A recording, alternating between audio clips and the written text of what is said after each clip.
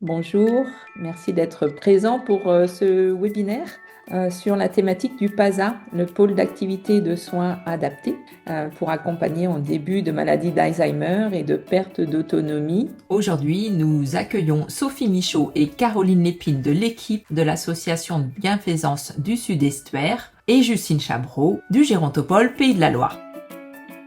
Donc rapidement, les tutonomies, comme vous le savez, c'est une web-série qui est disponible sur YouTube gratuitement pour soutenir les aidants auprès d'un proche en perte d'autonomie. Et ce projet est réalisé depuis 2019 avec des experts du médico-social et c'est soutenu par Malakoff Humanis pour la partie des tutoriels. Et puis depuis 2021, on fait des webinaires mensuels pour ouvrir un espace d'échange et traiter d'autres sujets sur le bien vieillir. C'est soutenu par la CARSAT Pays de la Loire et c'est toujours avec l'expertise des professionnels et du Gérontopole Pays de la Loire. Bonjour à toutes et tous et bienvenue dans ce nouveau webinaire Humagogie qui est consacré en effet à l'accompagnement des personnes en début de maladie d'Alzheimer et troubles apparentés. Aujourd'hui, on va parler d'un dispositif encore parfois méconnu des familles et même parfois de certains professionnels. Il s'agit en effet du PASA, donc pour pôle d'activité et de soins adaptés. Lorsqu'un diagnostic de la maladie d'Alzheimer est posé, il y a beaucoup de questions qui émergent. C'est évident, comment on accompagne au quotidien, comment on préserve l'autonomie le plus longtemps possible, comment on maintient les repères, les liens sociaux, le bien-être, et surtout quelles solutions existent concrètement pour soutenir et la personne malade, mais aussi ses proches. Et c'est précisément ce dont on va parler ce matin puisque la maladie d'Alzheimer, elle est diagnostiquée de plus en plus tôt et cette évolution, elle change profondément les approches d'accompagnement. On sait désormais que proposer un environnement adapté, stimulant, rassurant dès les premiers stades de la maladie, ça peut avoir un impact réel sur la qualité de vie, sur les troubles du comportement et sur le maintien des capacités de la personne. Et donc, vous le verrez, le PASA, il s'inscrit pleinement dans cette logique. Et donc, pour nous aider à mieux comprendre son fonctionnement, ses objectifs, ce qu'il apporte concrètement sur le terrain, on a le plaisir d'accueillir l'équipe de l'association de bienfaisance du Sud-Estuaire.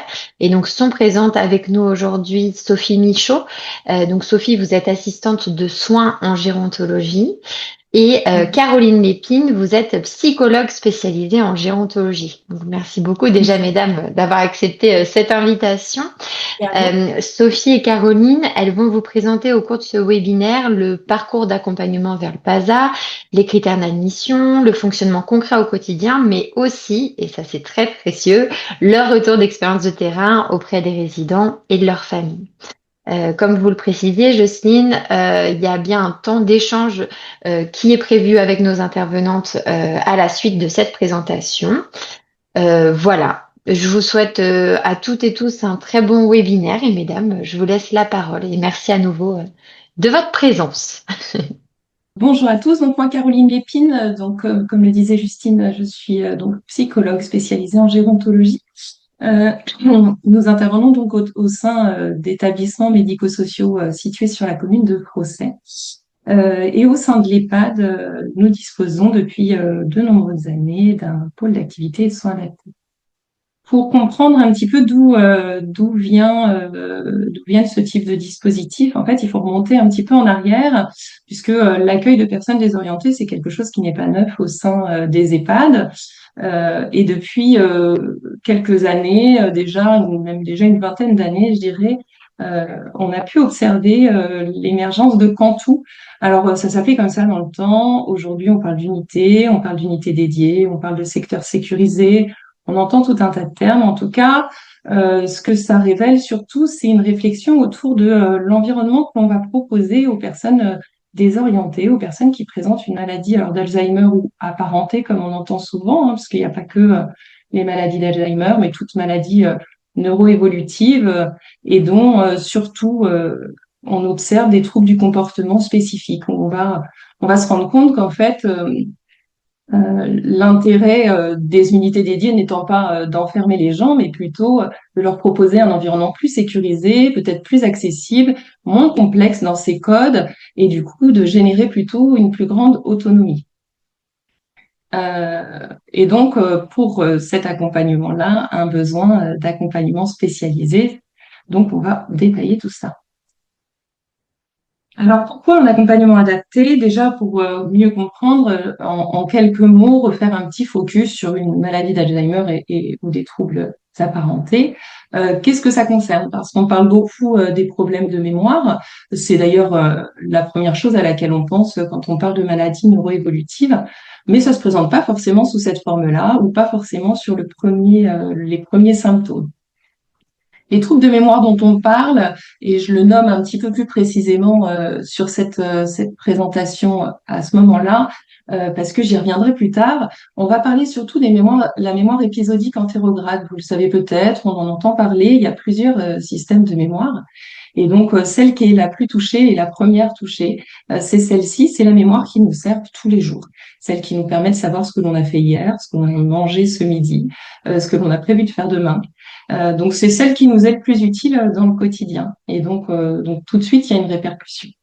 Mais ça peut aussi toucher les capacités de langage. Alors quand on parle langage, on pense le langage oral, mais ça peut être le langage écrit et ça peut être aussi la compréhension en fait de consignes. Donc ça change forcément son rapport au monde. Et puis on va parler aussi des praxis. Donc là, les praxis, c'est tout ce qui est coordination en fait de nos gestes en fait, hein, tout ce qui est organisation de nos mouvements.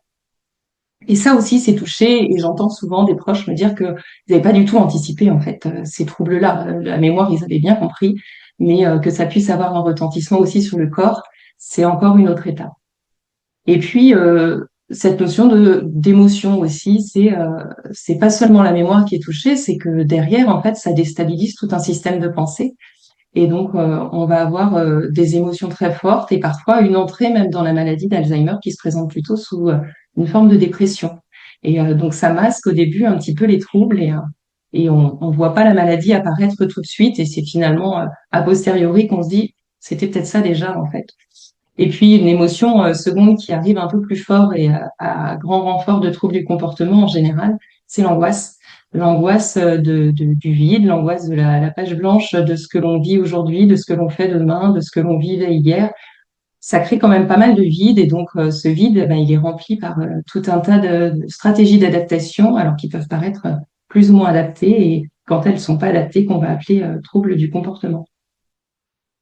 Et donc, la création des PASA, c'est quelque chose qui est arrivé il y a quelques années déjà, mais c'était un beau plan Alzheimer, celui qu'on avait eu, le plan Alzheimer 2008-2012, celui qui a été à l'initiative de pas mal de nouveautés, parce que finalement, depuis la loi 2002 réformant l'action sociale, on n'avait pas eu de grand plan qui modifiait vraiment nos pratiques, notre terrain.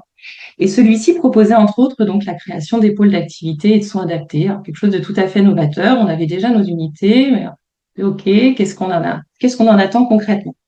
Il y avait donc un cahier des charges, il existe toujours et on le retrouve dans les appels à projets qui ont lieu quasiment de façon annuelle hein, au niveau des ARS en région, qui va proposer de façon assez réglementée en fait un environnement spécifique, des critères d'admissibilité, un accueil journalier des résidents d'EHPAD, et ça c'était tout à fait nouveau, et avec des professionnels formés. Je vous détaille tout ça tout de suite. Dans ces objectifs, un PASA, c'est donc dans les grandes lignes, préserver l'autonomie dans alors, ce qu'on appelle la vécu entre nous pour que ça ne prenne pas trop de place, les activités de la vie quotidienne. Parce qu'il est vraiment question finalement de choses, somme toute, assez simples. Hein. On peut parler, passer le balai, faire la vaisselle, ouvrir les volets, les choses que l'on peut faire en fait chez soi, de se rendre compte que finalement, une entrée en EHPAD, ça génère aussi beaucoup de changements de ce point de vue-là, parce que chez une personne âgée, c'est ce qui occupe quand même 90% de son temps. Et donc, on se rend compte que la perte d'autonomie, finalement, elle se fait aussi là, tant physiquement que cognitivement. Maintenir les ressources cognitives, et ça, donc, ça va être avec tous les ateliers que l'on va proposer, et ma collègue Sophie vous expliquera ça tout de suite. Et puis favoriser les interactions sociales, puisque dans la difficulté, on parlait de langage qui va se présenter de plus en plus, les symptômes un peu dépressifs, on observe un isolement social. Et il se trouve que l'isolement social, ces facteurs d'évolution de la pathologie. Alors, certes, la pathologie va évoluer, mais pas forcément au même rythme selon les interactions sociales et le maintien d'un rythme de vie que l'on va pouvoir avoir. On va insister aussi sur tout ce qui est repères spatio-temporaux, l'objectif étant vraiment de recréer de l'ancrage dans le quotidien. Limiter les troubles du comportement, de facto, plus on va agir en fait sur les points précédents, plus on va pouvoir observer un effet sur la perte de contrôle, en fait, la perte de compréhension de son environnement et de son quotidien. Et puis l'objectif qui là est mis en dernier point, mais qui peut être mis en premier, c'est procurer du bien-être et de la détente, puisque la stimulation, c'est une bonne chose, mais en fait, si elle est mécanisée, si elle est juste proposée, stimulée pour stimuler, avec quelqu'un qui participe peu, qui apprécie pas et qui prend aucun plaisir, eh bien, ça a finalement aucun effet. Alors, concernant le lieu dédié, nous avons au sein de l'association une pièce qui a été équipée de façon volontaire pour que justement chaque résident puisse se sentir comme s'il était chez lui. Donc, c'est pour cela qu'on appelle qu'on a un mobilier non institutionnel, c'est-à-dire qu'on a installé des anciens meubles. On a une cuisine fonctionnelle comme ils pouvaient avoir chez eux. Nous avons aussi installé des fauteuils pour des temps de repos. Et donc, les gens sont amenés à se déplacer au sein de cette pièce sur la journée sans avoir à nous demander d'autorisation et qu'ils puissent avoir l'impression vraiment d'être comme si c'était à la maison. Nous avons également justement un accès extérieur sur ce lieu dédié, c'est-à-dire qu'on a une petite terrasse et de l'autre côté, on a le petit coin jardin où les résidents justement de l'établissement qui interviennent sur le PASA peuvent se permettre d'aller voilà, cueillir des petites fleurs parce que c'est l'occasion de le faire et retrouver aussi certains résidents qui peuvent être qui font partie de l'établissement. Il faut savoir qu'ils ne sont pas complètement coupés avec eux. Quand nous sommes dans le lieu dédié, c'est un moment où on fait des échanges avec eux, mais on peut toujours intervenir avec les autres résidents de l'établissement. Voilà. Concernant le lieu dédié, là, tous ces points sont des points du cahier des charges, vraiment. Donc, c'est ce qu'on a mis en place, puisqu'on est donc un PASA labellisé, on est visité, on est contrôlé sur ce cahier des charges. Alors nous, on a mis une petite option sur la VSE, c'est que alors c'est pas forcément lié au lieu, mais c'est dans le lieu et ça vient amener justement un côté plus familier. On a adopté Pompon, il y a bientôt un an, un petit lapin. J'en ai pas parlé. Et ça fait partie finalement aussi de quelque chose qui nous sort un petit peu du côté très institutionnel et vraiment ça participe vraiment à la cohésion aussi du groupe, aux échanges que ça peut générer. Enfin, c'est assez sympathique. On a un animal de compagnie. Au niveau des critères d'admissibilité, effectivement, on va pas être amené à accompagner tout le monde. Mais par contre, on peut être amené à accompagner des gens au cours de leur séjour, dès le début de leur séjour. Ça va dépendre un petit peu du besoin. On a des réunions trimestrielles pour pouvoir identifier un petit peu les personnes qui pourraient avoir besoin, nécessiter un accompagnement dédié. Du coup, pour ce faire, on fait un point sur la situation de la personne exactement. Déjà, le besoin, il va se présenter parfois par rapport à ses troubles, des fois par rapport à son isolement, des fois par rapport à tout un ensemble de choses, mais par rapport au cahier des charges du PASA, on va revenir du coup sur la nécessité d'un diagnostic de maladie d'Alzheimer M1 ou de troubles apparentés. On doit, donc là c'est pour ma part mon travail, faire un MMS actualisé, donc le MMSE, E pour évaluation, c'est une évaluation de troubles cognitifs, c'est une évaluation qu'on trouve dans beaucoup de milieux alors hospitaliers, médico-sociaux, qui donne une note sur 30, et donc on va se situer un petit peu pour savoir où en est la personne. On va faire une passation d'un NPI-ES, NPI pour Neuropsychiatric Inventory, ES pour équipe soignante. C'est une évaluation des troubles psychocomportementaux qui comporte donc 12 troubles, dont une partie sont des troubles dits positifs ou perturbateurs, les idées délirantes, toutes les périodes d'agitation, voire d'agressivité, de déambulation. Et puis quelques troubles dits négatifs. Les troubles négatifs, c'est la dépression, c'est l'apathie. Et donc, on va coter ces troubles-là et il faut qu'ils se trouvent dans un degré modéré, léger à modéré, puisque lorsqu'on est sur des troubles sévères, on va aller sur un autre type de dispositif. Voilà, l'adhésion évidemment de la personne, sans elle d'ailleurs, et de ses proches. Au projet, évidemment, on implique la personne elle-même, hein. Dans un premier temps, c'est vraiment l'essentiel, et puis ses proches dans un second temps. Et on fait valider par le médecin coordinateur l'ensemble de ces actions. En sachant que quand je dis qu'on concerte la personne elle-même dans un premier temps, c'est que on commence en général par des temps d'essai. On va un peu à l'essai-erreur. On essaye de se dire donc qu'est-ce qui peut correspondre à cette personne, la faire venir sur quel temps et faire un petit test un peu pour voir la réactivité, l'adhésion un petit peu à ce type d'accompagnement. Et si ça fonctionne, eh bien là, on va aller vers la famille pour leur signifier un petit peu notre projet, ce qu'on peut proposer. Alors après, l'accueil journalier, donc chaque résident a un projet d'accompagnement personnalisé. Donc quand ils rentrent au sein de l'institut, on leur laisse un petit temps quand même pour s'adapter. Et après, on effectue le projet d'accompagnement personnalisé, c'est-à-dire qu'on va auprès d'eux pour voir leurs besoins, leurs envies, leurs attentes. Et à partir de cela, pour nous, au niveau du PASA, ça nous est intéressant puisqu'on peut leur faire un planning individuel. Il faut savoir que les résidents qui interviennent sur le PASA peuvent intervenir à la journée complète. Donc, ça commence à 10 heures et ça finit à 16 heures. Sinon, ils peuvent intervenir sur des demi-journées. Alors, pourquoi on a ce fonctionnement? C'est parce qu'on a des résidents qui sont très, très demandeurs, donc qui vont faire à la journée, qui vont faire les activités. En fait, on effectue des activités diversifiées, c'est-à-dire on fait beaucoup le cognitif sur le matin, parce que c'est beaucoup ce qui est lié à la mémoire. On les fait travailler sur leur mémoire. Donc, on effectue plutôt ces activités-là sur le matin. Ils sont assez ouverts à ça le matin, ils sont disponibles et ils sont en forme pour faire ce genre d'activité. Et sur l'après-midi, on va plutôt être sur des activités musicales, motrices, sensorielles, sociales. Donc là, on a certains résidents qui ne sont pas en capacité d'être sur le cognitif du matin, mais qui vont pouvoir justement intervenir que sur des demi-journées pour faire soit de la musique, soit du social. Voilà. Il faut savoir qu'on a aussi quelques personnes, on dispose au sein de l'établissement d'un accueil de jour, donc on a quelques résidents qui interviennent avec nous l'après-midi sur des petites activités comme justement sur le musical ou le social ou le manuel. Donc ça permet aussi de créer toujours un lien avec des gens sur l'extérieur.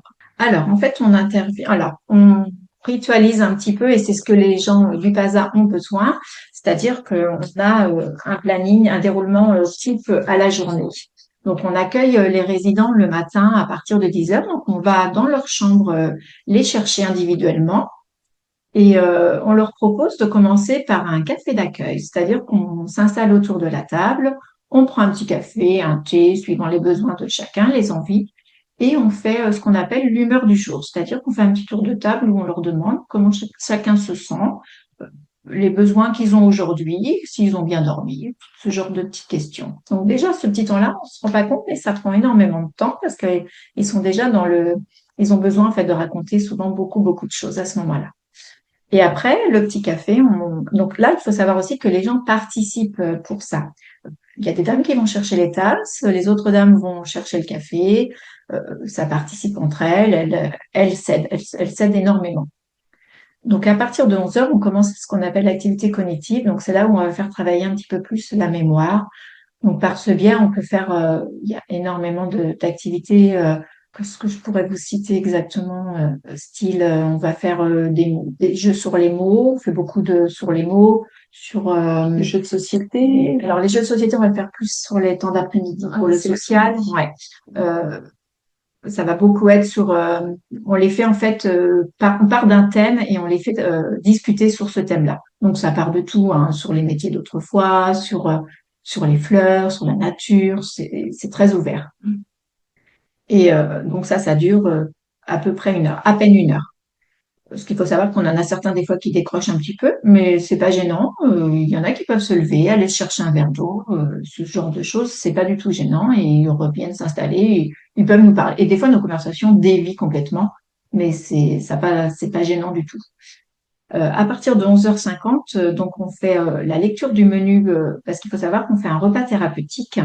Donc c'est-à-dire que moi je mange en fait dans cette salle avec eux. Donc pour garder ce petit rituel, chacun sait où il doit se positionner. On a un emplacement, pardon, qui est fait d'avance. Et donc là, les gens nous aident, enfin participent, c'est même eux qui le font complètement, qui font la mise du couvert. Donc, moi, je fais la lecture du repas. Et après, les gens posent le couvert, vont chercher l'eau, les serviettes, enfin voilà, ils s'installent tout. Bon, de temps en temps, il faut qu'on puisse leur redire où est-ce qu'ils doivent manger. Si après ils veulent changer de place, ils peuvent, mais en principe, ils aiment ce côté rituel où ils se mettent toujours à la même place, à côté de la copine. Donc voilà, après nous avons donc le repas qui nous est apporté, donc on a juste à servir dans les assiettes. Donc là, c'est pareil, suivant les jours, en fait, il y a des fois, on a le plat qui arrive tel quel, donc les gens se servent d'eux-mêmes. De temps en temps, ils aiment bien que c'est moi qui les serve, donc dans ces cas-là, je leur demande à peu près les proportions. Et puis, c'est un bon moment d'échange sur les repas où on parle de tout et comme ça, les gens mangent aussi dans un état calme. On est vraiment dans un lieu calme à ce moment-là. Voilà. Après, donc, il y a le débarrassage lave-vaisselle. Donc, faut savoir que c'est vraiment comme à la maison. Les dames aiment ce côté où elles peuvent débarrasser d'elles-mêmes. Elles se lèvent pendant le repas si elles ont besoin. Elles vont mener déjà de la vaisselle dans l'évier si elles ont envie. On essaye de garder juste le fait de laver quelques petites choses à la main, parce qu'on dispose quand même d'un lave-vaisselle. Faut savoir qu'on accueille quand même jusqu'à 8 personnes, donc on va pas leur faire toute la vaisselle, mais on garde le petit rituel d'avoir au moins les couverts qu'elles puissent laver, que ça leur rappelle leur chez eux. Voilà, et le reste, on met dans le lave-vaisselle et après, on nettoie les tables, elles passent le balai. Enfin, voilà, c'est vraiment le quotidien qu'on puisse avoir chez nous.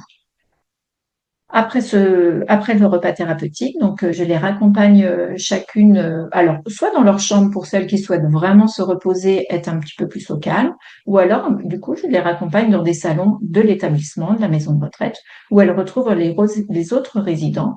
Et c'est un temps de repos, ce qu'on appelle le temps de pause, qui dure 1 heure à peu près. Et donc, on enchaîne l'après-midi sur des activités, donc, soit musicales suivant les jours. Alors, pour garder aussi ce côté rituel, les activités sont toujours organisées plus ou moins de la même manière sur la semaine, c'est-à-dire que le lundi, on fait musical. Le mardi, on fait du social. Le mercredi, on fait du manuel. Le jeudi, on fait du sensoriel. Et le vendredi, on retourne sur le manuel aussi. Voilà, c'est histoire de leur garder un petit peu les habitudes pour pas déroger. Et comme ça, les personnes qui ont l'habitude d'aimer faire que la cuisine savent qu'elles viennent le vendredi. Les personnes qui aiment faire chanter savent qu'elles viennent le lundi.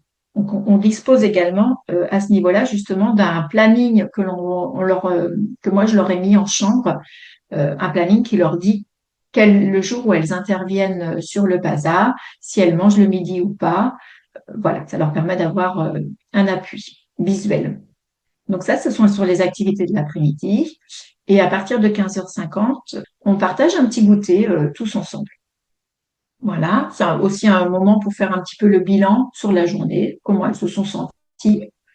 Et puis à partir de 16h, je les raccompagne soit dans leur chambre, ce qui est plutôt rare, c'est vraiment qu'une ou deux personnes, ou alors ou alors au salon avec les autres résidents. Alors, il faut savoir que même si sur la journée, elles sont super bien occupées, elles ont toujours quand même envie de faire autre chose. Donc, il est souvent demandé de la part de nos personnes qui interviennent sur le PASA de vouloir encore faire des activités. Donc, on leur propose, une fois sortis du PASA, de plier des serviettes, de plier des chiffons. Voilà, on est sur un projet avec Caroline aussi pour pouvoir essayer de leur de leur dédier un petit coin où on pourra leur mettre à disposition des feuilles, des crayons, faire des petites activités manuelles encore ou du coloriage, mais sur un temps où ils seront en fait un petit peu autonomes, ils seront tout seuls. Voilà, ce temps de fin de journée, effectivement, il reste clé, il reste toujours en réflexion et sur plusieurs établissements, on pourra intervenir sur d'autres établissements.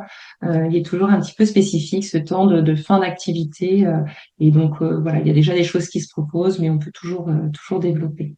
Je voulais aussi insister, donc effectivement, comme le disait Sophie, sur l'aspect rituel en fait de ces journées, le fait que ça se répète un peu de la même façon, que globalement il y a quand même un rythme qui est donné, qui est un peu implicite au bout d'un moment parce il est régulier, et puis il est important parce que comme je vous le disais tout à l'heure, dans la maladie d'Alzheimer, qui touche donc la mémoire épisodique antérograde, vous avez bien retenu, celle qui touche donc la mémoire de tous les jours, celle-ci, on peut plus vraiment s'appuyer dessus elle est cassée. En revanche, on peut toujours s'appuyer sur la mémoire dite procédurale. La mémoire procédurale, c'est celle qui nous permet d'enregistrer à force de faire et de refaire et de refaire et de refaire. Et celle-ci, elle fonctionne. Et c'est ce qui fait que, au bout d'un moment, on n'a plus besoin de dire à telle ou telle personne d'aller chercher des tasses de café, à telle ou telle personne d'aller chercher une cuillère, à telle ou telle personne d'aller s'asseoir plutôt à côté de sa voisine, parce qu'en fait, il y a des choses rituelles et donc cette ritualisation et cette mémoire procédurale qui enregistre l'information, eh bien, elle va permettre une grande autonomie en fait. Et cette autonomie, eh bien, c'est cette reprise de contrôle sur son quotidien, celle qu'on avait perdue et celle qu'on avait aussi qui était là génératrice d'angoisse. Et donc c'est là où en fait de fil en aiguille, on en vient à agir sur les troubles du comportement parce que d'un seul coup, eh bien, ils reprennent prise sur leur quotidien et donc il y a beaucoup moins d'angoisse qui se présente. Et on le voit bien en fait que ce sont finalement les moments où il n'y a pas cet accompagnement-là, que c'est plus difficile en fait pour eux de gérer le vide. Donc là, c'est plein, c'est de l'autonomie. Et puis aussi, ça peut paraître un peu étonnant, et on a bien noté, hein, à 13 heures, c'est débarrassage, à 13 heures, c'est vaisselle, c'est nettoyage. Alors, on n'exploite personne, mais au contraire, on va plutôt aller chercher ce qu'on appelle une situation écologique, c'est-à-dire que c'est au plus proche de ce qu'ils ont vécu chez eux. Et donc, ce sont pas forcément des actions très complexes. Quand on parle de stimulation de la mémoire, on n'est pas forcément sur un exercice très compliqué de littérature, mais on est plutôt sur maintenir les choses qu'on a pu connaître, qui nous parlent, qui résonnent très fort en termes de valeurs, en termes voilà, de quotidien. Et comme c'est très proche de leur quotidien, eh bien là, ça fonctionne. Parce que c'est vrai que l'institution, même si on a beau essayer de faire le maximum, eh ben oui, le mobilier très institutionnel, ça leur parle pas. Oui, on est amené à faire toutes les petites tâches, en fait, sont les professionnels qui lavent le sol, sont les professionnels qui débarrassent la table, sont les professionnels qui ouvrent les volets, sont les professionnels qui font toutes les actions qui leur laissaient prise sur le monde. Donc, tant qu'on peut maintenir tout ça et chacun avec sa volonté de le faire aussi, hein, parce qu'on peut entendre des fois des histoires de personnes âgées qui nous disent, bon, c'est bon, j'ai fait ma vie, je suis assez âgée maintenant, c'est à vous de travailler. Donc ça s'entend aussi, mais on a aussi des gens qui justement sont en demande d'être en activité parce que ça a été leur vie en fait. Et donc faut qu'on reste le plus proche de ça, tout comme le petit café d'accueil de matin. Je dis toujours, c'est comme le café que on allait prendre chez grand-mère dans la cuisine. Voilà, on passe et on prend le café ensemble et on se tient au courant des différentes actualités du moment. Voilà. Je voulais juste rajouter dans la boucle, on n'oublie pas non plus les familles, bien sûr, qu'on inclut. Et en fait, on a le système de la newsletter, c'est-à-dire que c'est une information, enfin, on fait une newsletter tous les 3 mois. Et sur cette newsletter, on envoie ça aux familles. Ça leur permet de savoir un petit peu ce que leurs parents peuvent faire sur le bazar, parce qu'on a quelques familles qui ont pu nous demander de participer, chose qui n'est pas vraiment possible pour nous. Donc, on les informe en fait des activités que leurs parents peuvent faire par le biais de photos, par le biais de textes qu'on écrit. Donc c'est vrai qu'on a un bon retour sur ça où les familles se sentent impliquées, donc c'est rassurant aussi pour eux. Voilà, c'est vraiment le côté où on ne voulait pas oublier les familles. Non. Pour revenir sur la formation des professionnels, donc pareil, on est toujours soumis au cahier des charges. Le cahier des charges nous parle d'assistant de soins en gérontologie, qui est un terme qui est apparu avec ce cahier des charges, qui est apparu avec ce plan Alzheimer. Aujourd'hui, ce sont des formations qu'on connaît un petit peu plus, mais qui sont pas, enfin, selon les établissements, pas forcément répandues, et d'autres beaucoup plus. Sur la BSE, ils ont fait le choix de former donc certes les professionnels du PASA, mais également les professionnels de l'établissement en général. Cette formation, alors Sophie en parlera mieux que moi, hein, qui a fait cette formation. C'est une formation donc de spécialisation. J'ai tendance à dire, ça spécialise. Alors souvent, ce sont des aides-soignants, mais pas forcément. Ça peut être des AMP, d'autres professionnels de l'accompagnement du quotidien. Spécialisation dans le grand âge et dans les pathologies du vieillissement, parce que parce que c'est pas tout d'être aide-soignant, c'est aussi très spécifique en fait d'accompagner quelqu'un d'âgé. On va pas être du tout dans les mêmes besoins, les mêmes problématiques. Et donc l'idée c'est d'apporter surtout des billes en fait, hein, des outils thérapeutiques. Qu'est-ce que je peux faire dans telle situation? Qu'est-ce qu'il existe pour répondre à telle problématique? Et puis surtout en toile de fond, c'est une approche relationnelle, profondément relationnelle. Donc voilà, mieux comprendre pour mieux aborder la personne. Je sais pas si C'est tu ça. Bon, oui, peux c'est en une dire formation qui dure sur 9 mois. Et comme le dit si bien Caroline, c'est vrai que c'est vraiment une formation pendant laquelle on nous donne énormément d'outils thérapeutiques et on a aussi une approche relationnelle qui, bon, déjà, on a toute notre place en tant qu'AS avec l'approche relationnelle, mais c'est une approche relationnelle encore différente pour les gens qui interviennent sur le PASA. Et c'est vrai que ça, on l'apprend dans cette formation d'ASG. Donc, c'est vrai que ça nous donne des outils un peu plus importants et ça nous donne de belles billes pour intervenir avec ces personnes. En fait, ça met en relief l'aspect relationnel au centre en termes de soins. C'est-à-dire que là, on n'est plus juste sur, c'est important de discuter, de dire bonjour et d'être aimable voilà, on va au-delà, c'est-à-dire dans quelle mesure l'approche relationnelle va devenir un outil, dans quelle mesure ça va devenir un levier pour apaiser une situation. Et donc, pareil, il y a des méthodes et puis c'est voilà de recentrer aussi et de pas juste balayer un petit peu d'un revers de main en se disant oui bon bah aujourd'hui j'ai pas le temps donc de toute façon ça court et puis mais finalement se dire on gagnerait peut-être bien du temps à remettre la relation au centre. Dans ces unités PASA, en fait, alors pareil, cahier des charges oblige. Il y a un temps dédié de psychologue qui est investi de façon différente, hein, parce qu'en fait, il y a un cahier des charges et puis après, d'un établissement à l'autre, il va y avoir des formations un petit peu, enfin, hétéroclites, j'ai envie de dire, mais dans le cahier des charges, c'est forcément ASG et psychologue ou psychomotricienne. Donc nous, sur la BSE, on a psychologue et psychomotricienne, mais j'ai pu voir des compositions avec kiné, avec ergothérapeute, avec là récemment éducatrice en activité physique adaptée. Voilà, ça peut être une orthophoniste, ça peut être tout type de professionnel, en tout cas qui vient compléter l'ASG, qui vient partager et en fait créer pardon, de la pluridisciplinarité. Une petite conclusion, si tant est qu'on puisse conclure, puisqu'en fait c'est une aventure qui est un peu filée et qui va continuer, je pense qu'il y a encore de beaux jours devant elle. De plus en plus d'EHPAD disposent d'un PASA et ça continue puisque là du coup en travaillant un petit peu sur le sujet pour aujourd'hui, j'observe qu'en fait il y a des appels à projets quasiment tous les ans et donc là encore nous sur le territoire récemment il y en a eu un nouveau en proximité. Le PASA au sein de la BSE il est né finalement très peu de temps après le plan Alzheimer 2008-2012, hein, ça a été un des premiers sur le territoire du Pays de Ré. Donc on commence à avoir un petit peu d'antériorité. Néanmoins, voilà, il y a encore des nouveaux PASA qui se créent avec des nouvelles envies, avec des nouvelles dynamiques. On essaye de travailler justement à se mettre en lien aussi avec les PASA qui sont autour de nous, puisqu'il y a des choses qu'on pourrait partager en termes d'expérience, mais aussi en termes d'activité.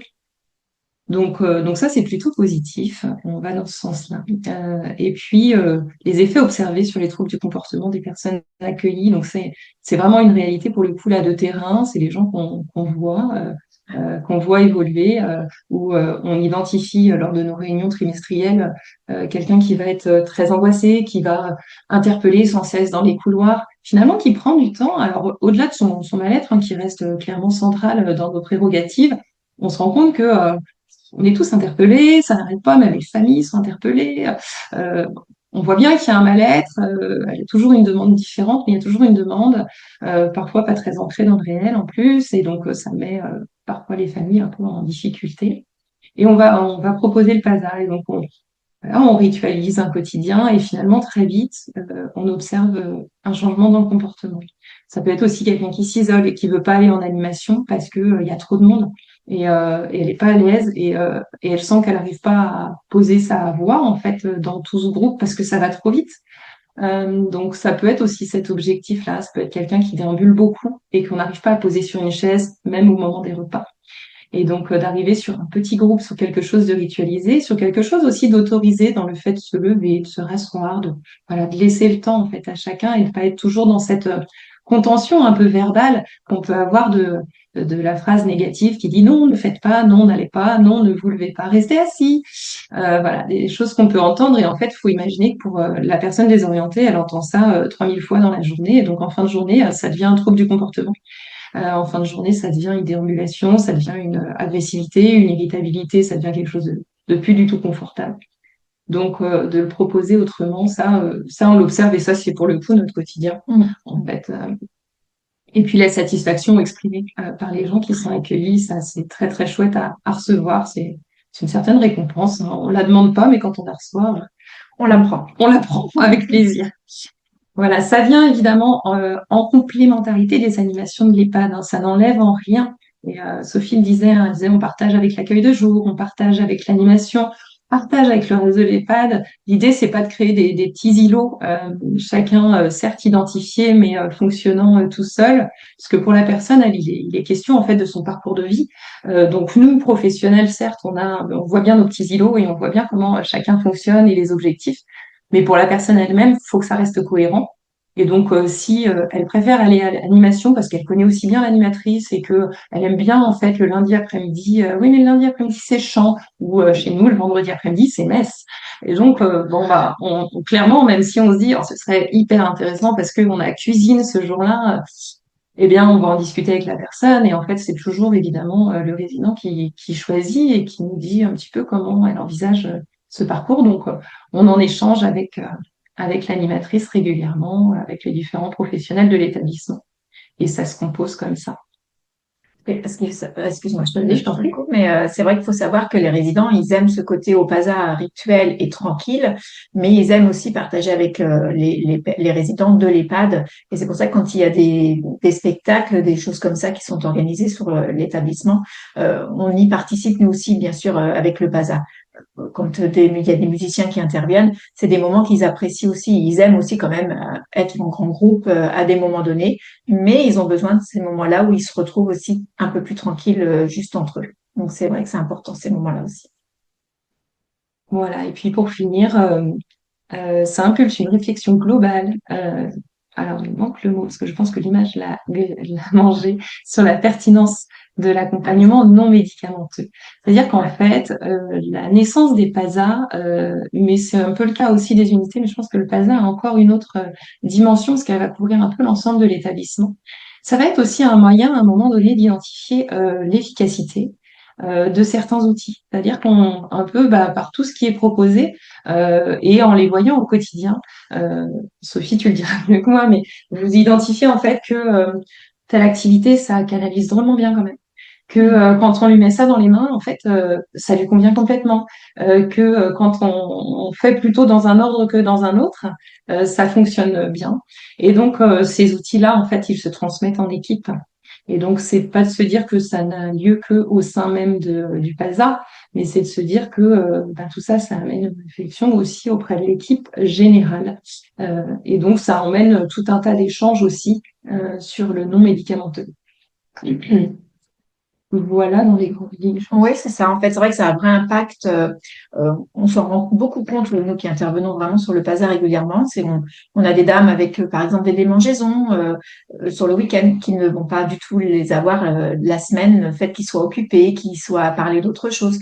On a des dames qui vont avoir des douleurs les jours où il n'y a pas le PASA. Dans la semaine, ça ne présente pas de douleur, tout va bien, elles vont sourire. Voilà, ça intervient beaucoup à ce niveau-là. C'est vrai que on est tout le temps en réflexion avec l'infirmière et on communique à ce niveau-là énormément parce que des médicaments un antidouleur qui va être donné le week-end n'aura peut-être pas sa nécessité la semaine du fait que les gens sont occupés, ils pensent à autre chose. Le fait de se retrouver en petit groupe aussi, ils apprécient beaucoup ce moment, ils retrouvent toujours les mêmes personnes. Donc ça leur enlève beaucoup d'angoisse, des douleurs. Expliquer, pas expliquer, mais toujours bien, ça a un impact positif. Voilà en tout cas pour la présentation qu'on pouvait vous faire alors du PASA en général et de notre expérience de PASA au sein de l'ABS. Merci beaucoup.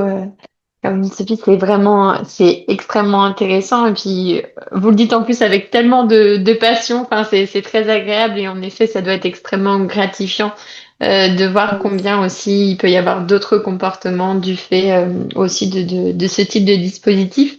On se dit que dans tout EHPAD, il faudrait un PASA. Est-ce que vous savez combien il y en a peut-être en région? Non, on n'a pas forcément de chiffres là-dessus, j'imagine. Moi, j'ai pas les chiffres. Je pense qu'au niveau de l'ARS, ils sont très au fait de Hmm, ce chiffrage-là. Nous, on connaît un petit peu sur le Pays de Ré les établissements qui disposent d'un PASA. On est on est plutôt bien doté en fait, et on voit en plus que les établissements qui ne disposent pas de PASA, j'entends labellisés, disposent d'une organisation un petit peu similaire. C'est-à-dire qu'ils ont déjà ah oui, identifié que en faisant un groupe dédié, en allant sur des activités bien spécifiques, en touchant un petit peu. Donc, tout le monde est un petit peu quand même dans cette veine-là et en voie de se développer vers ça parce qu'on se rend compte hmm, quand même de l'utilité. Encore une fois, l'utilité première, évidemment, elle va aux résidents, mais réellement, c'est aussi toutes les difficultés que ça peut générer d'un point de vue organisationnel, hein. bien Je vous sûr. assure que quand on a 5 personnes désorientées qui commencent à être angoissées au même moment, ça devient extrêmement complexe d'un point de vue structurel. En fait, on a une désorganisation professionnelle terrible, là où on sait tous qu'on a un temps qui reste quand même compté, même si on essaye Bien de se rendre sûr. disponible. En fait, tout le monde, c'est du gagnant-gagnant, j'ai envie de dire, hein, pour tout le monde. Pour la famille, ça donne quand même, pareil, des images. Enfin, quand on parlait tout à l'heure de la newsletter, on est vraiment là-dedans. Ils se rendent compte qu'en fait, ils se disent, mais maman peut encore faire ça? Ouais. Ah bah oui, oui, complètement. Enfin, c'est évidemment parce que eux ne s'autorisent plus trop, de peur de mettre en échec, de peur aussi de se Oui. rendre compte que la personne n'est plus en capacité de faire tout ça. Euh, donc ils sont plus amenés à enfin, proposer à maman de passer le balai. Non, en fait, proposer à maman. Ah, c'est maman qui fait le service. Ah oui, oui, c'est maman qui fait le service. C'est maman qui fait l'animation aussi. Oui, Je vous assure. Ah bon, bah, nous, elle nous parle presque pas. Donc la newsletter elle reste intéressante aussi parce que bah, avec les problèmes de mémoire et puis parfois d'un point de vue relationnel, on a des proches qui nous disent bah moi quand je demande à maman, elle me dit non je fais rien. Alors je fais rien. Non, t'as fait quoi aujourd'hui? Pas rien. Alors que nous, on sait que toute la journée, on a couru partout et qu'il s'est passé plein de choses. Donc c'est intéressant aussi, voilà, de mettre les familles dans la boucle pour qu'ils aient ces informations. Totalement passionnant. Je vois, on va on va conclure. Merci beaucoup, beaucoup, mesdames. Du coup, Jocelyne, je vous laisse la main. Oui, bah, merci pour cette présentation. Pour moi, c'est beaucoup plus clair ce qu'est un PASA et comment ça fonctionne. Donc, merci beaucoup pour votre intervention.